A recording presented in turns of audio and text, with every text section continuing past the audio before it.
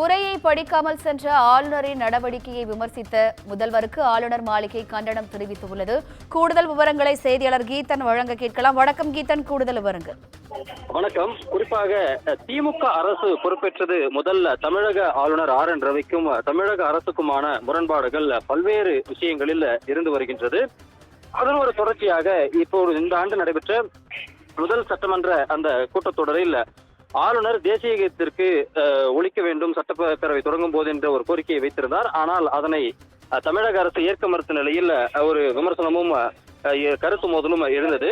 இந்த நிலையில் இன்று தமிழக முதலமைச்சர் வெளியிட்டிருக்கக்கூடிய பொங்கல் வாழ்த்தில் தமிழக ஆளுநரின் செயல்பாடுகளையும் விமர்சித்திருந்தார்.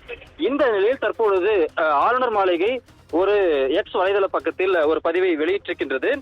அதில் தேசிய கீதத்துக்கு உரிய மரியாதையை வலியுறுத்துவதையும் அரசியலமைப்பில் கூறப்பட்டுள்ள அடிப்படை கடமைகளை செய்ய சொல்வதையும் அபத்தமானது மற்றும் சிறுபிள்ளைத்தனமானது என முதலமைச்சர் தெரிவிப்பதாக விமர்சித்திருக்கின்றார்.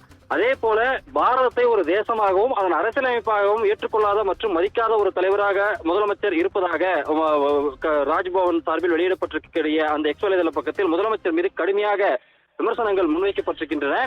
அதே போல கூட்டு நலன்கள் மற்றும் சித்தாந்தங்களின் உண்மையான நோக்கங்களை வஞ்சகம் செய்ததற்கு நன்றி. இத்தகைய ஆணவம் நல்லதல்ல. பாரதமே உயர்ந்த தாய் என்பதையும் அவளது குழந்தைகளுக்கு அரசியலமைப்பை உயர்ந்த நம்பிக்கை என்பதையும் மறந்து விடாதீர்கள். அவர்கள் இத்தகைய வெட்கக்கேடான அவமானத்தை விரும்பவோ பொறுத்துக் கொள்வோ மாட்டார்கள் என்றும் தெரிவித்திருக்கின்றார். கடந்த காலங்களில் ஆளுநர் சார்பில் முதலமைச்சர் மீது வைக்கப்பட்ட விமர்சனங்களை காட்டிலும் இப்பொழுது வைக்கப்பட்டிருக்கக்கூடிய இந்த விமர்சனம் என்பது மிகவும் கடுமையாக இருக்கின்றது. கடுமையான வார்த்தைகள் ஆளுநர் மாளிகை சார்பில் பயன்படுத்தப்பட்டிருக்கின்றது.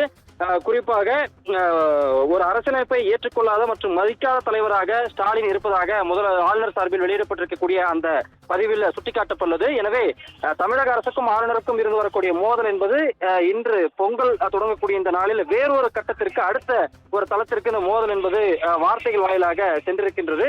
எனவே தொடர்ந்து இந்த முரண்பாடு நல்லதல்ல என்கின்ற ஒரு கருத்து முன்வைக்கப்படும் நிலையில் தொடர்ந்து ஆளுநருக்கும் அரசுக்குமான அந்த மோதல் என்பது தொடர்ந்து வருகிறது. விவரங்களுக்கு நன்றி கீதன்.